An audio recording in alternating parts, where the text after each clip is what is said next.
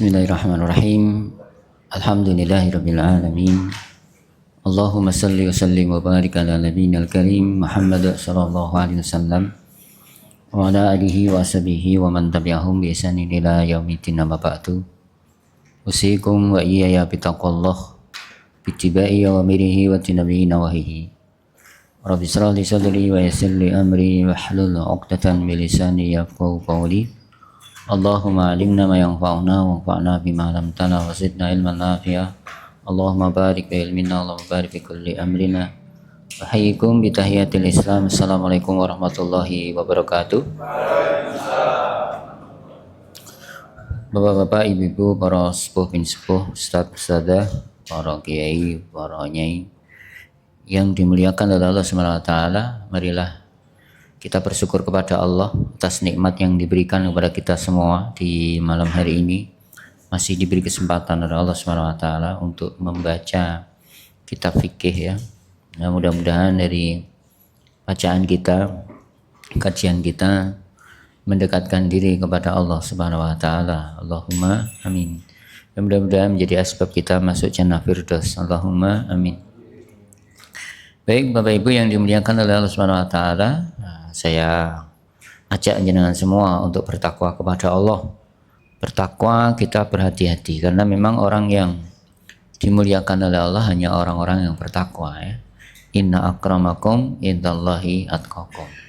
Jadi orang yang bertakwa itu akan dimuliakan oleh Allah Subhanahu wa taala. Saya ajak juga untuk bersalawat kepada Nabi kita Muhammad sallallahu alaihi wasallam. Allahumma shalli ala Muhammad wa ala Muhammad. Mudah-mudahan salawat kita menjadi asbab kita ditolong oleh Allah Subhanahu wa taala lewat Rasulullah sallallahu alaihi wasallam. Baik, kemarin sudah sampai di hadis yang ketiga, sekarang hadis yang keempat, yaitu tentang penjelasan berbagai adab toharoh. Jadi di hadis ini ada beberapa adab yang ketika orang bersuci itu menjalankan untuk kebaikan-kebaikan dia.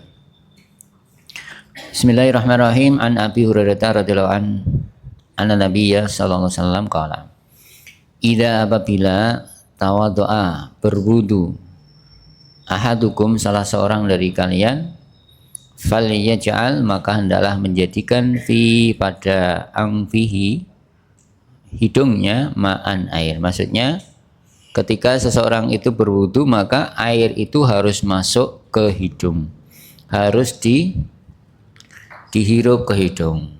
Jadi kalau tidak dihirup maka tidak sesuai sunnah Rasulullah Sallallahu Alaihi Wasallam. Di sini ada fi anfihi ma'an ya. Jadi Bapak Ibu kalau berwudu mesti harus disedot. Tapi nanti efeknya adalah terjadi pusing ya. Jadi kalau tidak ya berarti tidak sesuai ya. Memang untuk membersihkan itu seperti itu. Jadi kalau bahasanya orang-orang itu adalah setan itu ada di hidung kita. Sehingga cara menghilangkan setan adalah dengan memasukkan air ke hidung.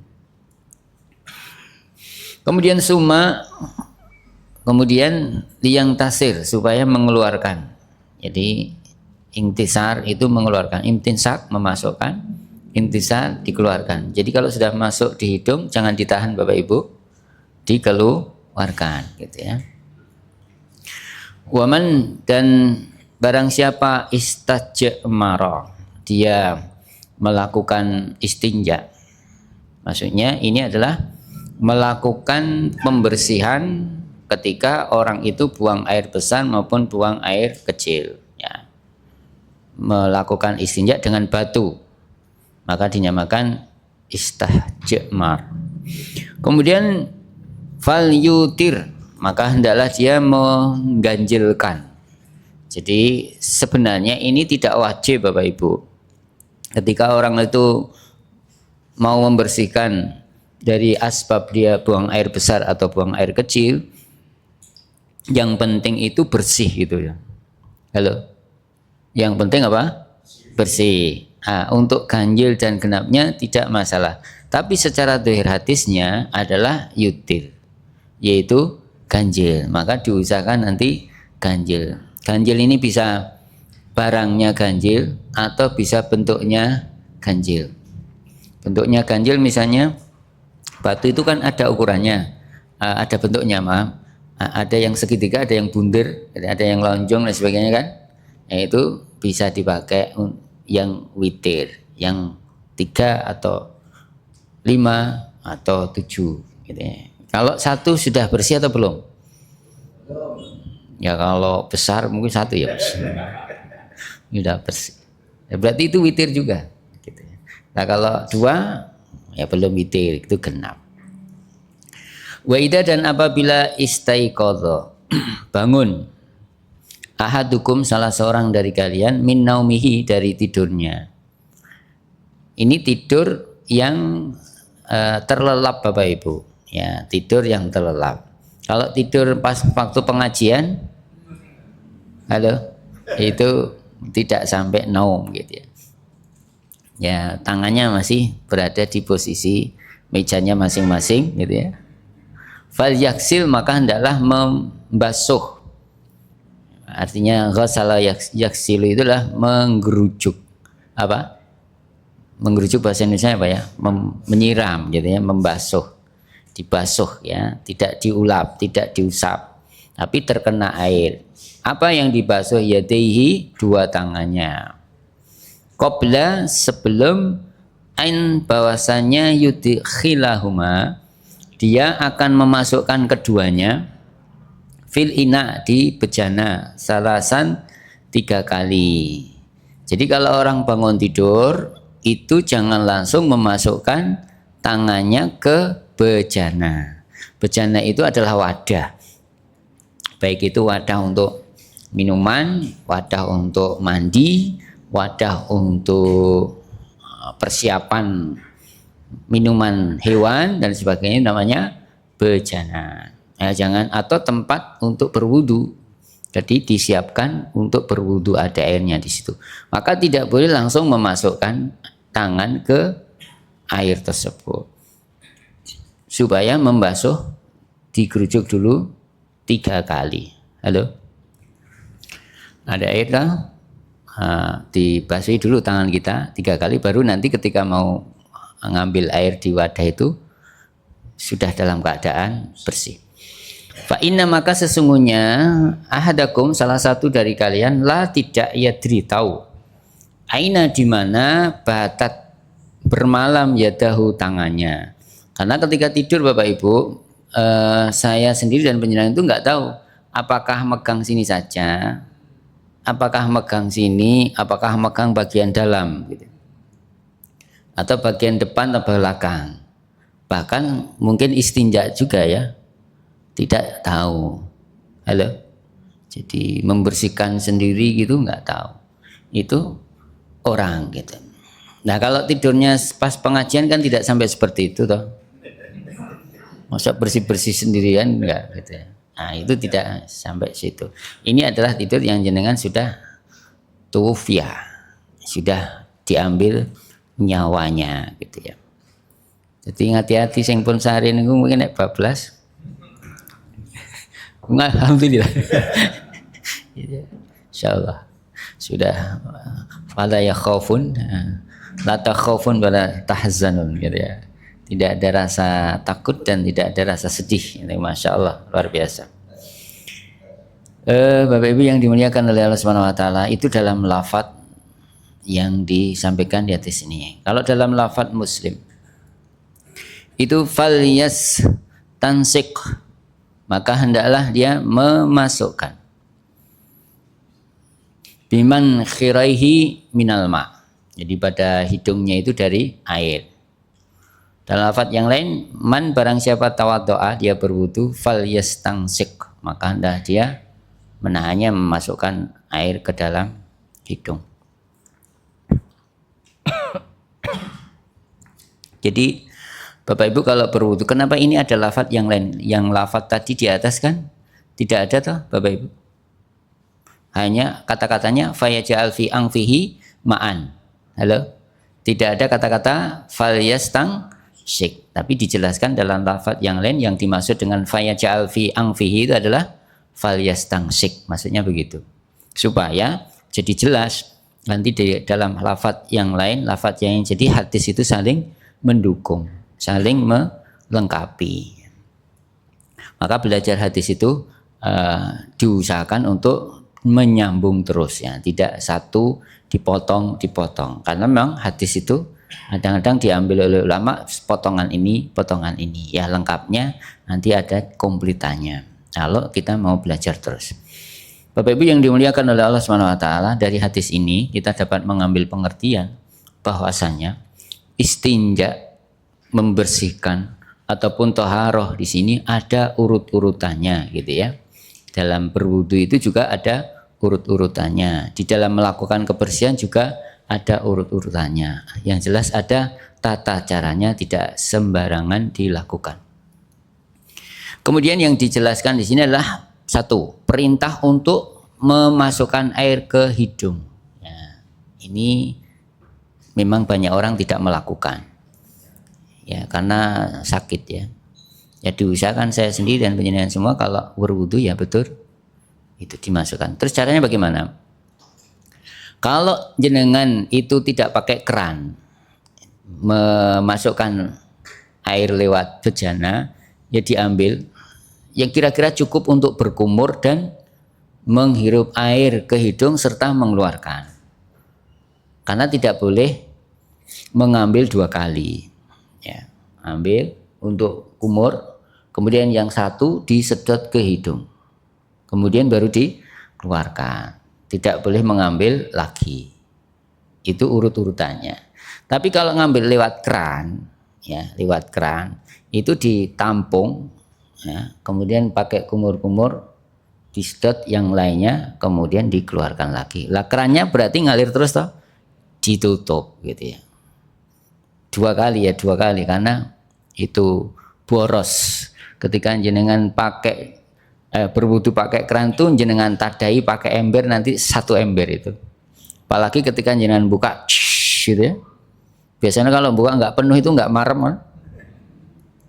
Ibadah itu bukan marem-mareman gitu ya, karena ada tata caranya. Jadi yang jelas jangan boros air. Kalau keran itu saya kira boros air, kecuali keran yang ada aturan, dia punya aturan. Ketika tidak kita pakai berhenti, ketika kita masukkan dia hidup. Atau keran di kampus itu bagus, dikeluarkan tuh keluarnya kecil tapi keras, kenceng gitu ya, tidak jos gitu ya, tapi harganya mahal. Jadi dibuka itu keluarnya kenceng tapi kecil-kecil, lembut gitu ya, dan bisa diatur. Itu keran-keran yang sekarang sudah bagus-bagus. Mungkin tempatnya Pak Didi ada. Itu kan masalah teknis. Yang jelas jangan boros. Atau kalau tidak boros ya ini pakai model ini, memasukkan air ke bejana gitu ya. Jenengan pernah berwudu dengan satu gelas ini Bapak Ibu? Nah, ini Rasulullah, guru saya itu wudu pakai segini itu cukup. Tapi tidak digebyurkan, diusapkan gitu ya. Kalau gebyur pakai wudu sekali saja sudah habis gitu ya. Kalau mandi 3 kalinya ini 3 mud, karena 1 mud 3 kalinya. Jangan kira-kira mandi junub 3 kali ini bisa apa enggak? Gitu. Ya, guru saya itu bisa, karena mempraktekkan apa yang dipraktekkan Nabi SAW. Saya juga bisa tapi kurang nggak yakin gitu ya, karena diusap-usap saja gitu.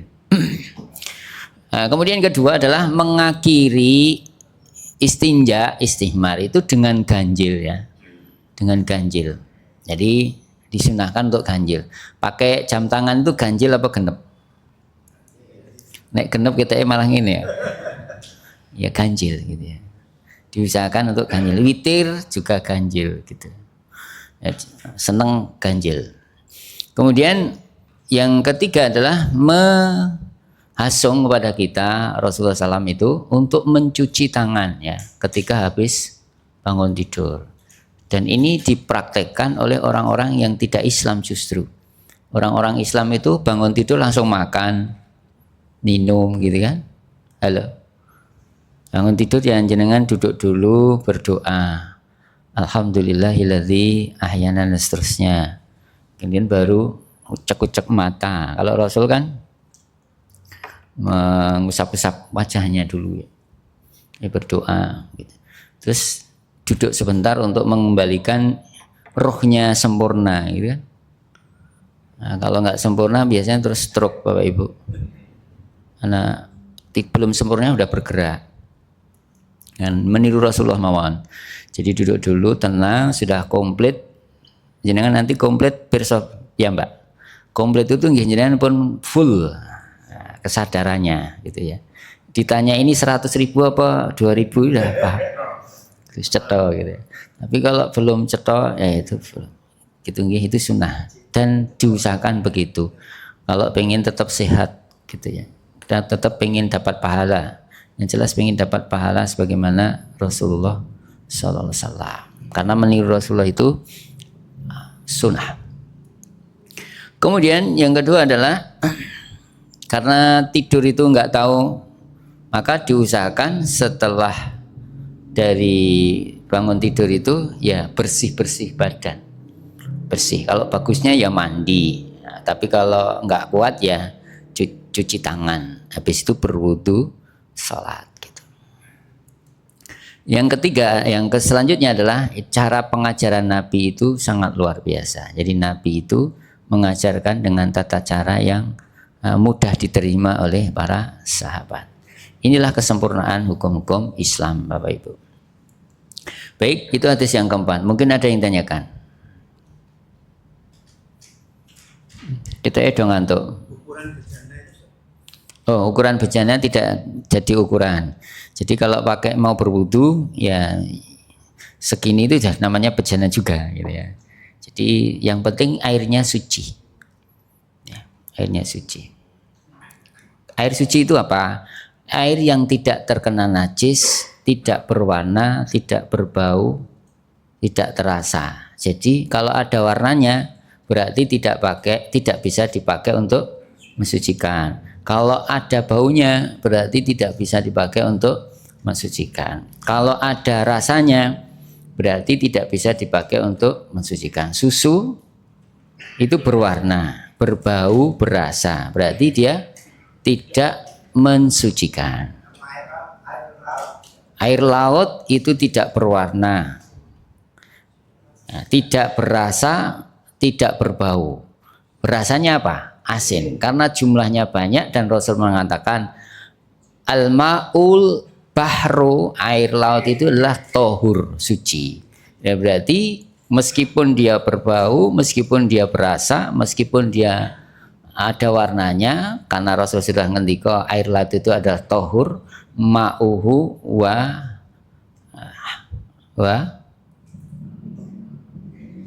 apa? Yang suci di air laut apa? Airnya dan bangkainya, mainnya. Bangkainya ya boleh dimakan, airnya juga boleh dipakai. Itu air laut. Berbeda dengan air yang lain.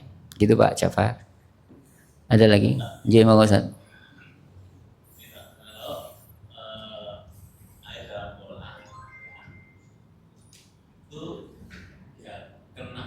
Mandi. Nah ini untuk bersuci ini sah nggak? Air dalam kolah itu ada ukurannya, kolatein. Kolatein itu ukurannya 60, 60, 70. Selama ada ukuran kolatein, ulama membolehkan untuk dipakai bersuci. Tapi kalau kurang dari itu, batasannya adalah berwarna, berbau, berasa. Sekalipun itu sabun. Tapi kalau lebih dari itu dibolehkan karena tidak mungkin terkena najis itu dan dia suci. Wallahu a'lam. Tapi kalau di situ mohon maaf, meskipun ukurannya 60, 60, 70, tapi kalau air kencingnya lebih banyak daripada ukuran itu, ya itu tidak. Tetap najis karena ukurannya lebih besar. Tapi sebagai batasan adalah warna, bau, rasa. Ye. Saya timbang ya. Ya sampai mana? Ya.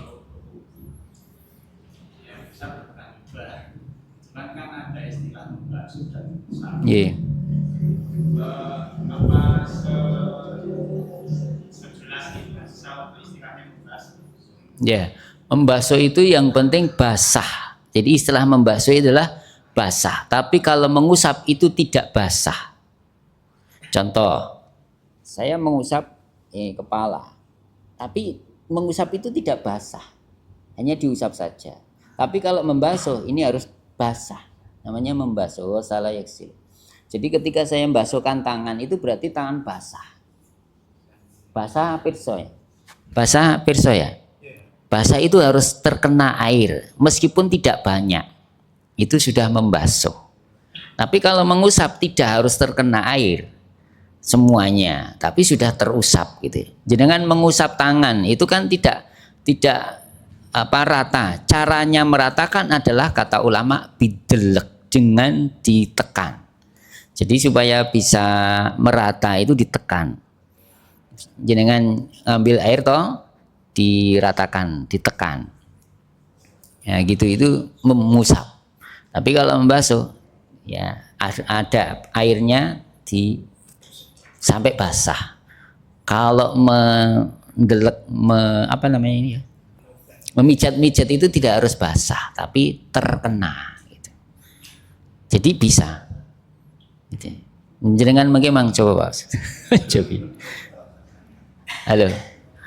Tapi yo niku wau mboten yakin. Karena biasanya kita itu banyak air gitu. Nggih. Cukup nggih.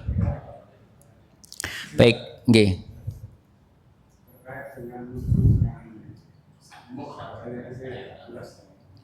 Itu mungkin berubah, katakan jadi sasa. Namun kalau kondisi kita kan banyak air, itu kita menggunakan seperti itu.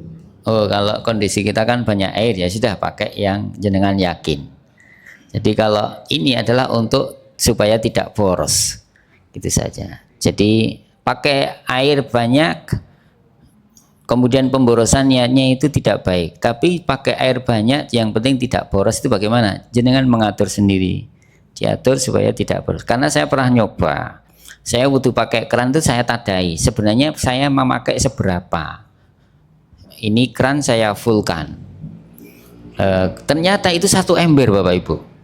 Astagfirullah, saya bilang begitu kemudian. Ternyata boros. Padahal orang-orang itu kalau wudhu dengan keran itu dipolkan. Iya kan? Itu lah akhirnya saya rubah. Ternyata ini yang dikatakan oleh guru saya itu harus dirubah sehingga diseparohkan. Separohkan saya tadai masih banyak juga. Hanya disedikitkan. Karena itu nanti termasuk amalan syaitan. Syaitan itu innal mubadirina kanu ikhwanas syayatin. Jadi orang boros itu temannya syaitan. Syaitan itu berada di neraka. Jadi kalau Bapak Ibu dan saya ini boros, duit boros, air boros, tidur boros, ngaji boros angsal mboten. Makan boros gitu. Tidak ada apa-apa, ini jajan di tempat yang mewah, yang penting ada uangnya, boros gitu. Itu temannya syaitan. Ya, yang sematio saja. Jadi tidak perlu boros-boros. Jangan boros pirsa toh.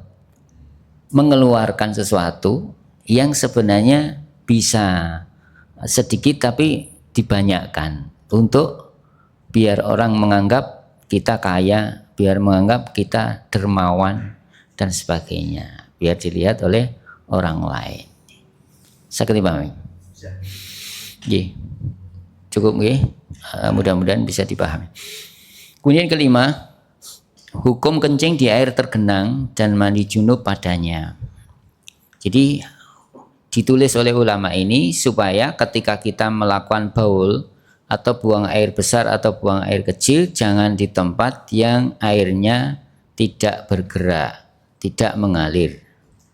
Dan apakah boleh mandi di tempat yang air itu tidak mengalir? Hadisnya an Abi Hurairah radhiyallahu anhu anna Nabiyya sallallahu alaihi wasallam qala la janganlah ya bulanna benar-benar kencing ahadukum salah seorang dari kalian fil ma'i pada air daim yang tenang, tidak mengalir maksudnya. Alladzi yang dijelaskan oleh Rasulullah, la yajri, tidak mengalir. Tidak mengalir itu apa ya? Diam itu tadi. Summa kemudian yaktasil, mandi fihi padanya. Dan riwayat Muslim, la yaktasil, janganlah mandi ahadukum, salah seorang dari kalian, fil ma'i, pada air ad-daim, yang diam, bahwa junubun, sedangkan dia dalam keadaan junub. Jadi yang pertama Bapak Ibu, yang pertama jangan sekali-kali kencing kita, karena ini disampaikan Rasulullah ya. Jangan sekali-kali kencing di antara kita di tempat yang airnya diam. Kolam renang kalau tidak ada ngalir itu boleh apa enggak? Jangan kencing di situ. Sing biasanya renang sok-sok kencing betul. Wah, astagfirullah gitu ya. Ya, karena itu kasihan yang lain gitu. Tuh. Walaupun di kolam renang itu ukurannya lebih dari 60 70. Kencing di situ ya tidak jadi najis karena lebih banyak air bersihnya. Cuma kita memakai adab. Sekali lagi ya, ini adab. Ngendikan Rasul, janganlah kalian kencing di tempat air yang diam. Kecuali kolam renang tadi dia ngalir terus gitu. Kayak di Klaten. Airnya ngalir toh? Jangan kencing di situ nggak masalah. Tapi ulama mengatakan juga, kalau meskipun airnya mengalir, tapi di sebelah sana itu ada orang, jangan kencing di situ juga tidak boleh. Itu termasuk adab.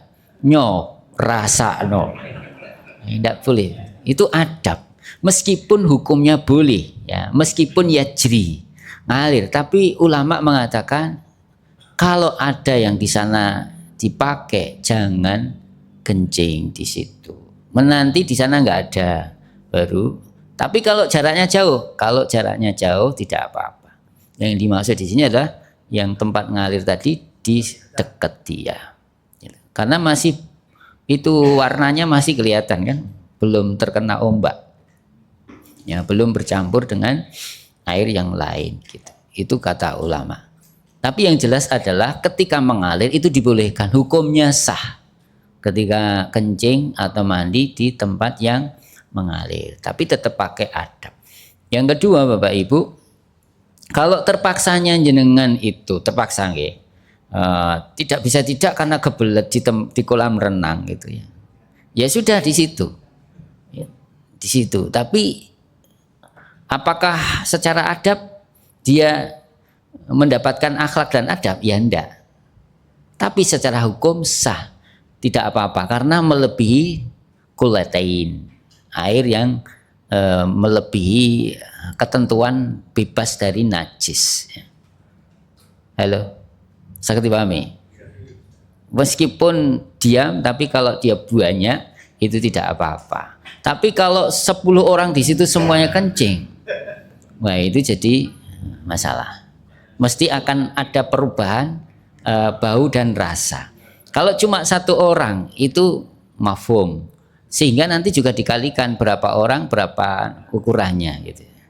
Kalau jenengan bawa 100 orang kencing semua, jadi ya makanya ini tak sampaikan. Jadi yang jadi ukuran adalah penjenengan harus pirsani warna, bau dan rasa, itu saja kata ulama. Saya ketipami ya. Nah, kemudian yang kedua, mandi di situ juga tidak boleh Bapak Ibu. Mandi di tempat air yang diam. Kalau di kolam renang itu mandi nopo mboten? Mboten. Jadi jenengan berenang, tidak mandi. Nanti mandinya setelah keluar dari kolam renang gitu. Jadi itu tidak disebut sebagai mandi. Jenengan mandi junub teng kolam renang gitu ya. Kalau di situ 1 orang ya boleh. Tidak apa-apa karena itu tidak terkena najis ya. Karena nanti ada hadis al-ma'u la junub. Jadi air itu tidak terkena junub. Jadi ya tohir, dia suci. Tapi ada ukurannya. Saya ketemu ya. Memang gitulah, mboten sah pusing. Jadi jangan menggunakan air sesuai dengan ketentuan bolehnya kapan, tidak bolehnya kapan. Kemudian kalau mandi biasa apa boleh di tempat yang tenang? Ini dalam jenengan misalnya ngaji ngoten belumbang pirsa ya. Lubangan gitu terus ada airnya. Tapi tidak ada tempat mengalir. Dia diam di situ. Mandi di situ angsal mboten? Hah? Kita rada piye? Boleh ya, boleh tapi tidak sah. Tidak sah untuk mensucikan karena ukurannya tidak sesuai dan dia tidak mengalir gitu. Terus kalau sumur Bapak Ibu, sumur itu mengalir apa tidak? Hah? Sumur masuk mboten mengalir? Kan ada sumbernya. Sumur itu ngetuk kan? Ngetuk ya, keluar air gitu. Nah nanti kalau dia sudah habis dipakai bersih lagi, berarti air di dalam itu suci lagi. Nah, dipakai kotor lagi nanti dia akan bersih lagi. Itu kata ulama dibolehkan. Ya jadi air laut, air sumur, air hujan. Air hujan boleh apa enggak? Kalau air hujan ditampung di kubangan untuk mandi boleh apa enggak? Boleh ketika panjenengan mengambilnya. Halo? Tidak masuk di dalamnya. Jadi daerah-daerah tertentu seperti tempatnya ayah saya itu dulu tidak ada sumber air Bapak Ibu. Jadi mendapatnya dari Allah yaitu air hujan. Beliau tampung itu banyak. Ketika saya datang ke sana itu ya airnya dari situ. Nah, tidak kita masukkan tangan kita tapi nyiduk. Nah, dibasuh dulu bersih baru ambil. Ya, itu tidak masalah karena tidak mandi di dalamnya dan itu suci karena tidak terkena najis dan ukurannya melebihi dari kulatain. Gampangnya kulatain itu kalau pinggirannya itu kita gerakkan, sana tidak bergerak. Kalau kita iringkan, dasarnya di pojok sana tidak kelihatan. Itu kulatain. Untuk gampangnya. Kalau ukurannya ya untuk memudahkan, kalau jenengan buat kamar mandi ya, itu ukurannya 60, 60, 70 itu sudah kulatain. Kira-kira 250 liter. Liter ya. Itu mandi segitu. Wallahu alam. Mungkin ada yang tanyakan masalah ini? Jelas nggih? Jadi air yang diam itu tidak boleh dipakai untuk mandi junub maupun kencing di dalamnya dan tidak bisa untuk membersihkan junub, membebaskan dari junub. Hadis yang ke-6 adalah cara membersihkan najis anjing. Ini kalau anjing itu berkeliaran, biasanya dia mengeluarkan air liur Bapak Ibu. Kata ulama, air liur kemudian badan seluruh dari anjing itu adalah najis. Jadi kalau masjid ini diinjak oleh anjing, berarti terkena najis. Rumah jenengan ada anjingnya, berarti rumahnya itu kena najis. Ya. Maka jangan memelihara anjing. Boleh memelihara tujuannya untuk menjaga, tapi dikasihkan rumah sendiri, bukan masuk ke rumah panjenengan, karena itu najis. Jadi badannya itu juga najis, air liurnya juga najis, kotorannya juga najis. Kata ulama demikian. Nah ini dibahas tentang cara membersihkan najisnya anjing itu bagaimana, gitu, maksudnya.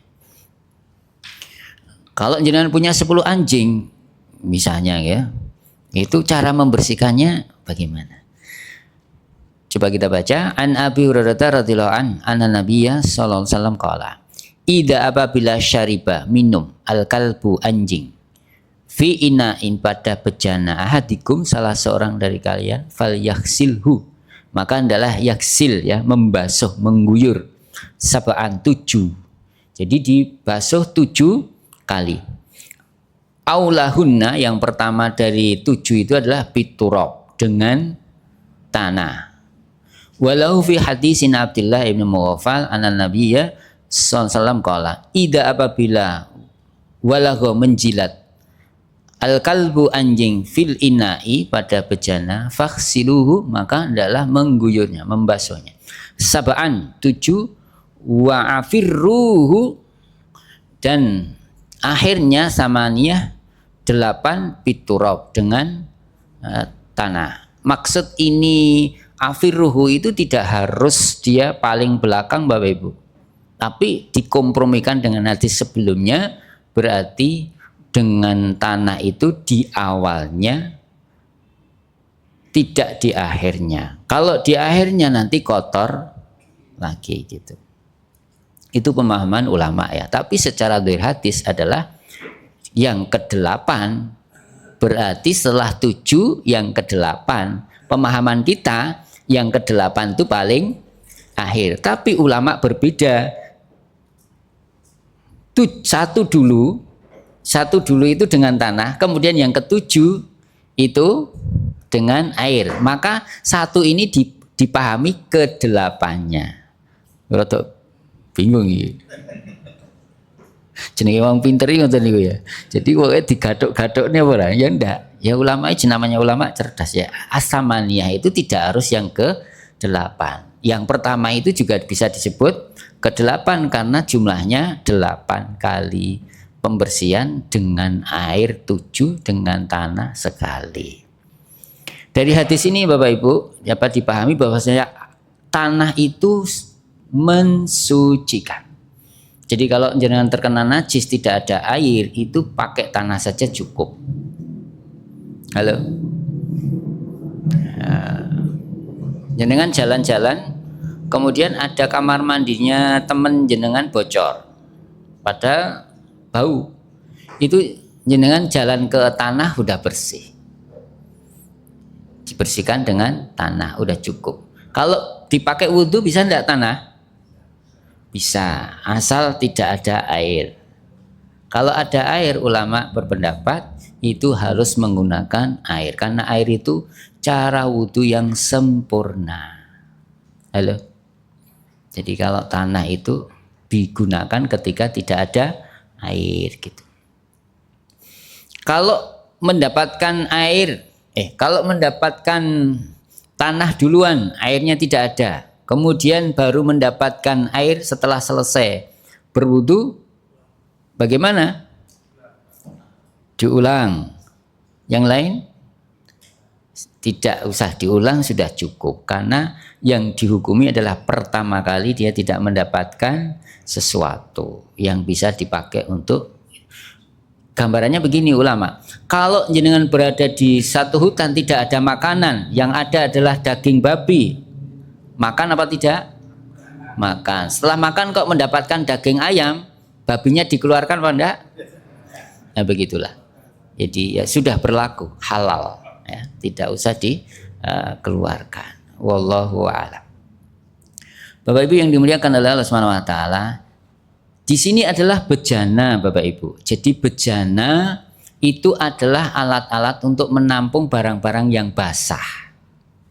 Jadi bukan benda padat. Benda padat yang kering. Kalau jenengan tangan jenengan atau penjenengan dijilat anjing, itu najis atau enggak? Cara membersihkannya bagaimana kalau tangan? Hah? 7 kali? Ya enggak usah, karena itu bukan bejana. Kalau baju jenengan itu bejana atau mboten? Saya pakai bejana Pak Pendapat. Ya namanya baju bukan bejana, itu adalah baju kita. Kalau dijilat anjing najis apa enggak? Najis. Pembersihannya harus pakai tanah apa tidak? Ya tidak. Jadi ini kata ulama adalah khusus, mutakhasis fil inna. Jadi khusus kepada bejana. Gitu. Kalau buku-buku kita diinjak anjing najis apa enggak? Cara pembersihannya dikumbah. Ya dibasuh, diulap, itu sudah selesai karena dia sudah menghilangkan air itu sudah menghilangkan najis. Cara ngepel masjid yang terkena najis bagaimana? Langsung disiram atau dikeringkan dulu baru disiram? Dikeringkan dulu, jadi disedot dulu airnya bersih toh, Habis itu baru dipulap dengan air basah, diulang lagi dengan kering. Itu bersih. Tapi kalau masjidnya itu terbuat dari tanah, dikeringkan dulu apa tidak? Tidak usah. Dikasih air supaya dia meresap. Itu bedanya tanah dengan yang bukan tanah. Bapak Ibu yang dimuliakan oleh Allah Subhanahu wa taala, itu anjing ya. Apakah sama dengan kucing? Berbeda ya. Kalau kucing itu adalah air liurnya itu tidak najis, badannya juga tidak najis. Jadi jenengan memelihara kucing itu tidak apa-apa. Kalau memelihara anjing itu pahala jenengan setiap hari berkurang. 1 qiraat. Kalau anjingnya 10 qiraat. Padahal ngajine ngantuk. Pirang qiraat ngaji dulu. Jenengan dapat qiraat itu karena 1 qiraat itu 1 gunung Uhud ya. Besarnya kira-kira begitu. Ketika jenengan menyolatkan jenazah itu 1 qiraat.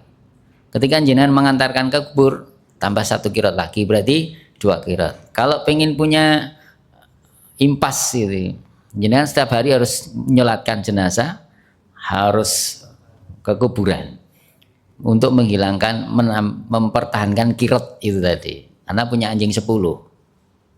Jadi hilangnya berapa setiap hari? 10 qiraat gitu ya.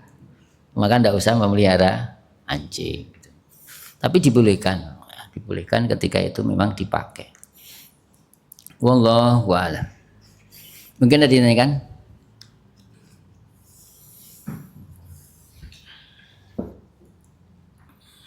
Kalau keringat anjing najis napa mboten? Anjing itu pernah berkeringat apa enggak? Jenengan apa pirsa? Nek awake dhewe kan ketok gobyos gitu ya. Kemudian bau. Kalau anjing siapa yang pernah pirsa? Kalau karena ulama mengatakan al-araqul kalb najis. Jadi keringatnya anjing itu najis. Hah? Alhamdulillah kita udah mboten pirsa, soalnya mboten kadah anjing. Dan anjing itu najis dari anjing itu adalah kata ulama mughallalah. Jadi bukan mukhaffafah, mughallalah yang paling keras gitu ya. Kalau tidak dihilangkan, wah itu najis besar. Itu tidak bisa dipakai, tidak bisa diterima sholatnya kalau tidak bisa sah gitu ya. Wallahu alam ya, itu anjing gitu ya. Kemudian membersihkannya itu wajib atau sunnah. Jadi kalau terkena air liur anjing ya wajib dibersihkan. Caranya adalah dengan 7 kali siraman, yang terakhir dengan tanah gitu ya. Wallahu alam. Hadis yang ke-7 kalau nggak ada yang tanyakan. Ini tata cara wudhu Nabi SAW ya. Bismillahirrahmanirrahim. Masih ada waktu ya. An Humran Maula Utsman ibni Affan radhiyallahu an anna, bahwasanya Utsman ini adalah Utsman bin Affan ya.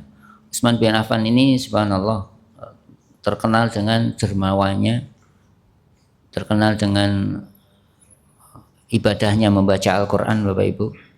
Beliau itu setiap malam itu menghafalkan Al-Qur'an, murojaah Al-Qur'an itu 30 juz berkali-kali gitu ya. Kalau kita semalam itu berapa kali? Seorang mau aja ya, hati-hati ya. Jadi ada ulama mengatakan itu karena Al-Qur'an itu kalam Allah. Dia itu mesti cocok dengan mata yang mata bersih. Kalau mata kita membaca Al-Qur'an kok pleret-pleret, itu berarti mata kita itu banyak dosanya. Karena Al-Qur'an tidak cocok dengan mata kita.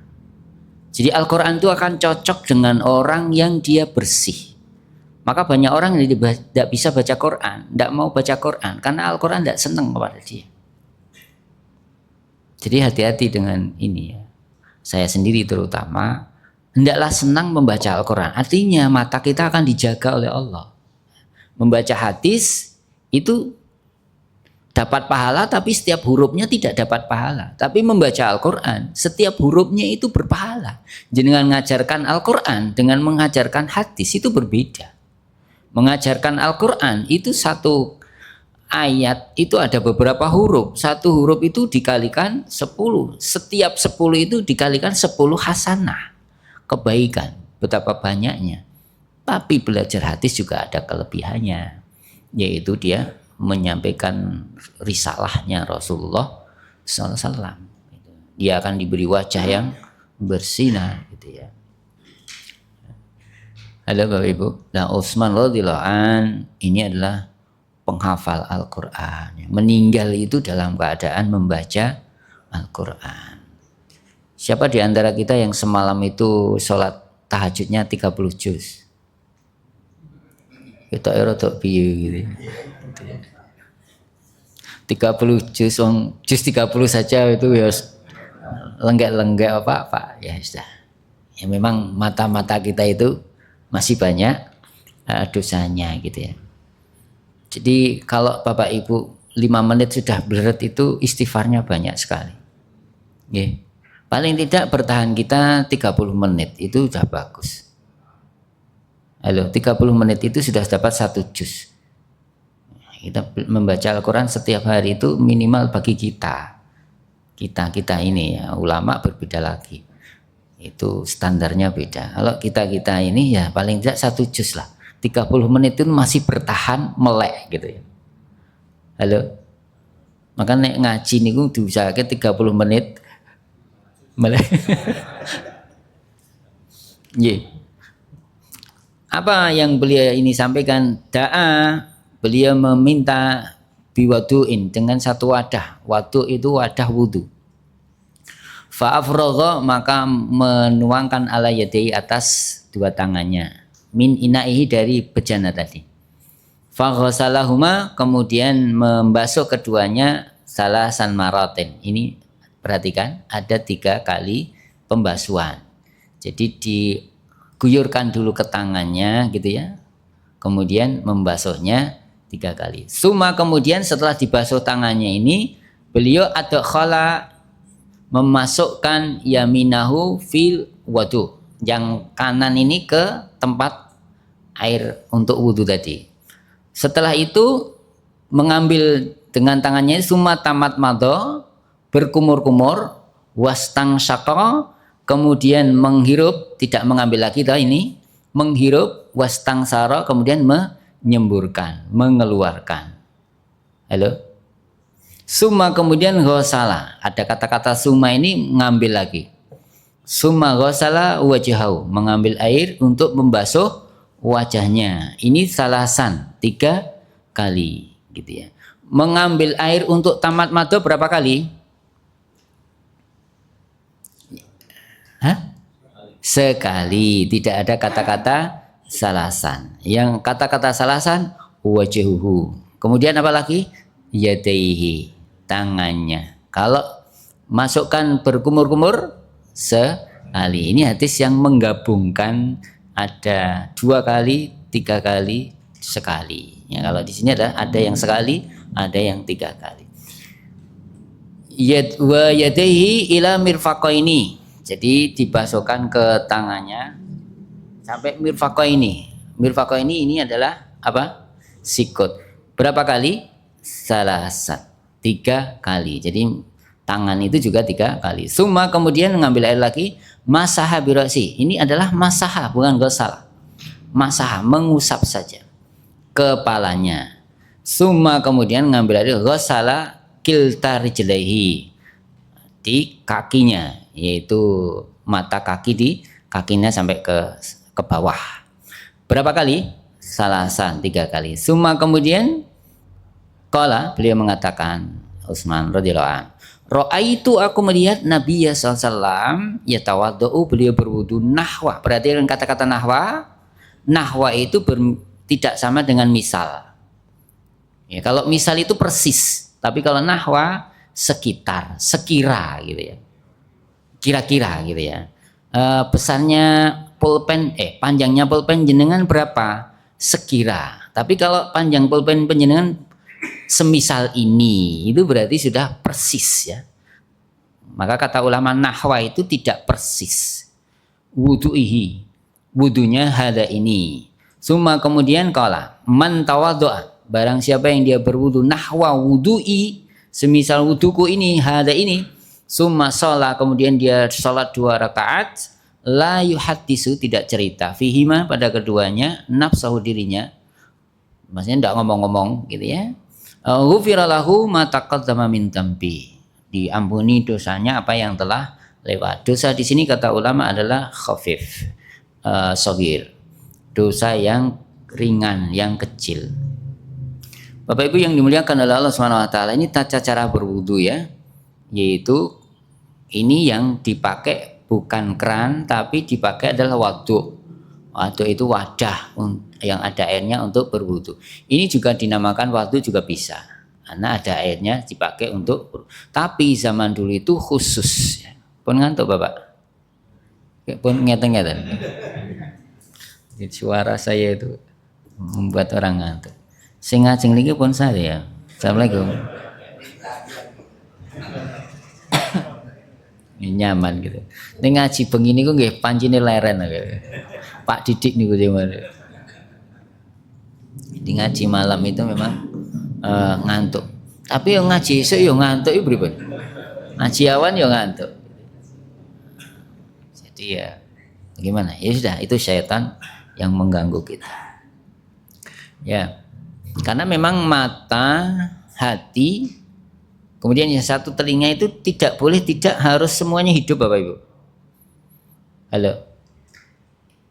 Inna fi hadza fi dzalika, pada yang demikian itu yaitu apa? Al-fuad wasam wal basar. Itu adalah alat-alat untuk informasi. Kalau telinga ditutupi masih bisa apa enggak? Cuma bisa melihat, tapi tidak bisa mendengar penjelasan. Itu kurang informasinya. Kalau mata tertutup mendengar masih bisa enggak? Bisa, tapi tidak bisa meragakan. Cara sholat bagaimana? Cuma bisa, tidak sempurna juga.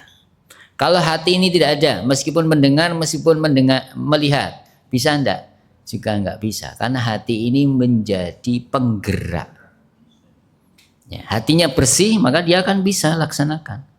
Maka banyak orang melihat, banyak orang mendengar, tapi tidak bisa melaksanakan. Kenapa? Karena tidak punya hati.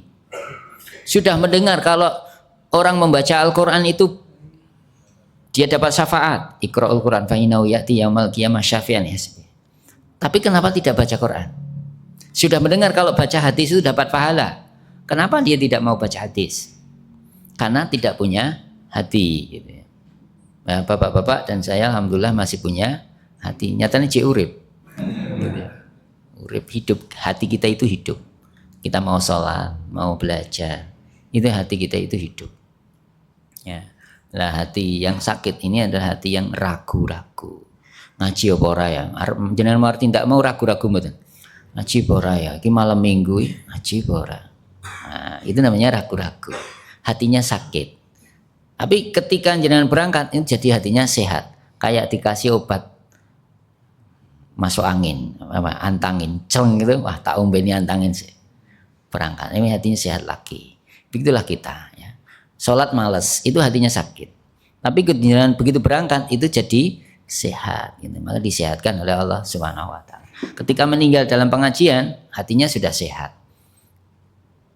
Halo, Pak Ustadz tiba, rada sensitif ya gitu.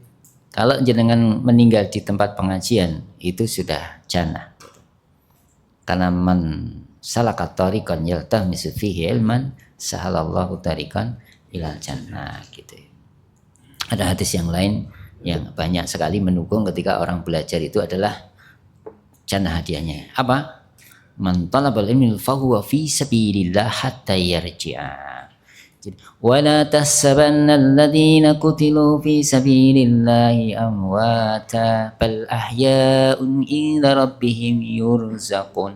Kan begitu. Orang yang belajar itu adalah di jalan Allah. Di jalan Allah itu artinya dia berperang, jihad. Nah, orang jihad itu tidak mati, tapi hidup. Nah, kalau orang mati di dalam medan perang, artinya dia meninggal dalam keadaan syahid.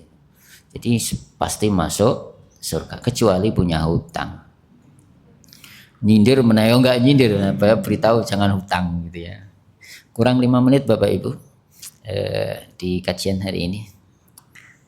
Apa yang dapat diambil dari hadis ini? Yang pertama adalah mengajari orang supaya paham itu dengan praktek lebih bagus. Misalnya saya yang matur dumateng panjenengan ya, berwudu begini, kira-kira jelas mboten? Tambah mumet kan? Harus dipraktekkan. Tapi kadang-kadang orang praktek itu malah lupa sendiri. Ibariki opo yo gitu ya. Tapi ketika jenengan praktek sendiri tidak mengajari orang, biasanya lancar. Misalnya saya tanya ke jenengan, coba praktekkan. Itu malah lali. Kenapa? Karena tidak konsen. Ketika jenengan mau berwudu itu konsen sekali. Niatnya sudah betul. Saya mau berwudu, itu konsen. Makanya tidak lupa gitu ya. Tapi begitu disuruh ngajari, lupa karena tidak konsen. Wah, kok nek salah piye? Habis ini opo gitu. Ya begitu. Maka mengajarin ini sangat diperlukan. Jenengan harus punya dulu paham betul. Maka kata ulama, laisa syai'i la yumkin ayyuti syai'. Jadi orang itu tidak punya sesuatu tidak mungkin akan memberi. Jadi jenengan kalau mau mengasihi orang itu harus punya dulu.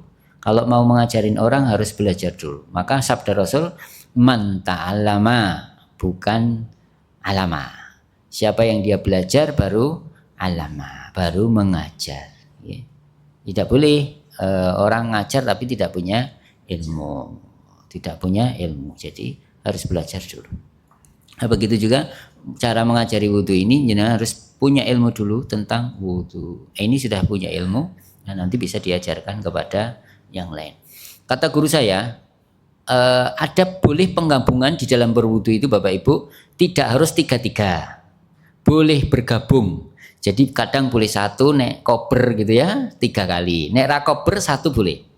Misalnya membasuh tangan tidak harus 3 kali, 1 kali juga boleh. Nek kober 3 kali gitu ya. Membasuh muka 3 kali atau 1 kali? 3 kali atau 1 kali atau 2 kali? 3. Nek ra kober 2 kali juga boleh. Nek kotor ping 5 enggak boleh. Batasnya itu wudhu cuma 3. Saya baca dan diterangkan oleh guru saya itu enggak ada yang melebihi 3. Di dalam kitab Bukhari kata guru saya itu adalah boleh penggabungan 2, 1, 3. Itu terserah panjenengan. Kan sak kobring. Yang penting berwudu. Tidak boleh lebih dari 3. Kalau kotor diusek-usek, dicuci dulu, jangan berwudu dulu. Halo. Jadi wudu itu harus jenengan kondisinya sudah bersih dari itu, kena cat dan sebagainya itu. Itu yang pertama. Kemudian yang kedua adalah di sini ketika berwudu itu adalah harus berkumur-kumur, menghirup air, kemudian mengeluarkan Bapak Ibu. Ya, harus ada air yang masuk ke hidung. Ini kata ulama begitu. Jadi kalau tidak memasukkan itu berarti tidak sesuai sunnah. Karena Utsman radhiyallahu an beliau mengatakan adalah nahwa wudu. Gitu, nahwa. Berarti Rasul berwudu dengan menghirup air dan mengeluarkan air dalam satu cidukan dengan air itu. Maka kalau Bapak Ibu itu berwudu ya harus demikian, kan ini nahwa. Persisnya nanti adalah di hadis sesudahnya. Bagaimana? Ya tetap ada intisar, ada intisak. Intisar mengeluarkan, intisak memasukkan. Kemudian sampai siku. Ya, sampai siku ini juga harus. Nah, kemudian membasuh kepala ini ketika tidak ada masalah. Kalau ada masalah tidak usah dibasuh karena membahayakan. Gitu. Ya, diusap. Tapi biasanya kalau kepala itu terkena bocor gitu ya, misalnya habis kecelakaan, apakah perlu berwudu dengan air Bapak Ibu? Halo? Semuanya dengan air, kepalanya enggak. Ya tayamum saja sudah cukup. Tidak harus berwudu dengan air. Nanti kalau terkena basah itu berbahaya, mati. Dulu pernah ada di zaman Nabi terkena luka, kemudian mandi, mati gitu Bapak Ibu. Kata Rasul seharusnya begini udah cukup, pakai tanah begini, tidak usah mandi. Ada juga yang mandi, mohon maaf lebih sedikit tidak apa-apa. Halo. Mandi junub itu dengan pasir, karena pemahamannya mandi itu adalah seluruh tubuhnya kena air gitu ya, sehingga beliau memisalkan, menyamakan, mengkiaskan antara air dengan debu, dengan pasir, sehingga pasir harus mengenai seluruh tubuhnya gitu. Ada yang juga demikian, itu mafhum, masuk akal dan bisa kita pahami. Tapi oleh Rasulullah tidak usah begitu, cukup dengan tayamum seperti itu. Itulah hukum Islam dipermudah oleh Allah SWT lewat Rasulullah SAW. Ya, kita juga mempelajari fikih itu tujuannya adalah untuk mudah, tidak sulit. Jadi setelah belajar fikih ini jadi mumet napa mudeng? Jadi paham kan? Tidak stres gitu loh. Halo? Tahu batasannya, tahu beratnya, tahu ringannya. Ya, untuk malam hari ini mudah-mudahan menjadikan bekal kita untuk akhirat kita, sehingga kita diselamatkan oleh Allah Subhanahu wa taala dan menjadi asbab kita masuk jannah firdaus. Allahumma amin. Semakin kita dicerdaskan oleh Allah, semakin dibaikkan akhlaknya oleh Allah Subhanahu wa taala. Rabbana taqabbal minna innaka antas samiul alim wa tub alaina innaka antat tawwabur rahim. Rabbana zalamna anfusana wa illam taghfir lana wa tarhamna lanakunanna minal khasirin. Allahumma inna nas'aluka al-huda wa tuqa wal afafa wal ghina. Allahumma inna nas'aluka ilman nafi'a, rizqan thayyiban wa amalan mutaqabbala. Sallallahu Muhammad wa Muhammad, alhamdulillahirabbil alamin. Assalamualaikum warahmatullahi wabarakatuh.